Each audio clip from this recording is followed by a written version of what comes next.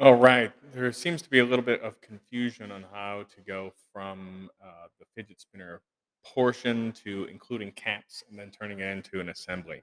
I'm going to talk about that right now. So I have designed this fidget spinner here, and the body here will then be nestled around the bearing, but we need some caps to go on this so your fingers don't get caught. So what we want to do is create a new sketch on top of this. Uh, Actually, that's incorrect. What I want to do is make a new sketch on top of the bearing itself, right here, and we're going to project some more geometry, I think. Um, so we have the inside of the bearing right here. I'm going to project that geometry. I hit P, by the way, to turn on the project. That allows me to see that. And now I will do a little offset from the inside of this by 0.25 millimeters, negative 0.25 millimeters on the other direction. Cool. And that's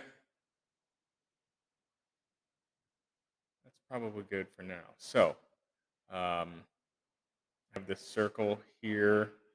Uh, I can finish this sketch. There's going to be a lot of sketches, but it's totally okay.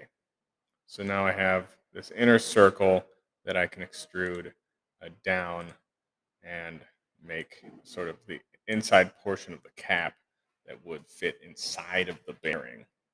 Um, 2 millimeters, fine. Maybe let's go four. Nah, four would be too many. Three, negative three might be the best because it's only 7 teeth. So now we have another. We have this thing right here. We can change its appearance just to change it up from the steel bearing. I used some wood for mine, which is pretty fun. But there's lots of other things.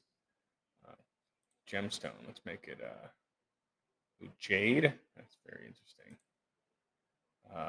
Paint. Glossy. Let's do green. Let's drag that over there. And now it's green. So I want to make this cap a little bit bigger to go beyond our um, bearing. So I'm going to do another sketch right on top here. This is flush with the bearing right there. Um, so really, actually, what I do want to do a little bit is make this a little bit taller, maybe by uh, zero point 0.5 millimeters. Up. Class time. And then we're going to do another sketch right on top of here. Um, Starting and making just another big circle. It goes a little bit bigger, something like here. Finish that sketch. And now I want to extrude not only this, but also this portion here up maybe 1.5 millimeters. Now I have a cap. Now, this whole time I was making a new body. So if I go to home here, you'll see if I can turn off the first body, and that's my fidget spinner. I can turn off my second body, and that's the cap.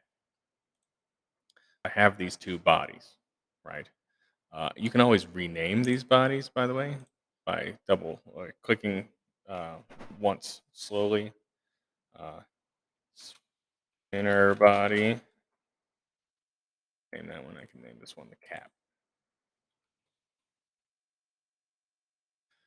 So I have a cap, I have a bearing, I have a spinner body, I have all these things. Now we need to turn them into an assembly. You know how to make the assembly, but there's a step in between our design studio phase and assembly phase, and that is to turn these into components. You're going to right click on your body and you're going to click on create component from body.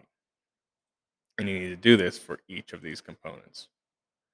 Create component from body. Great. Cool. So now these are objects that can be moved around, whereas before they were not.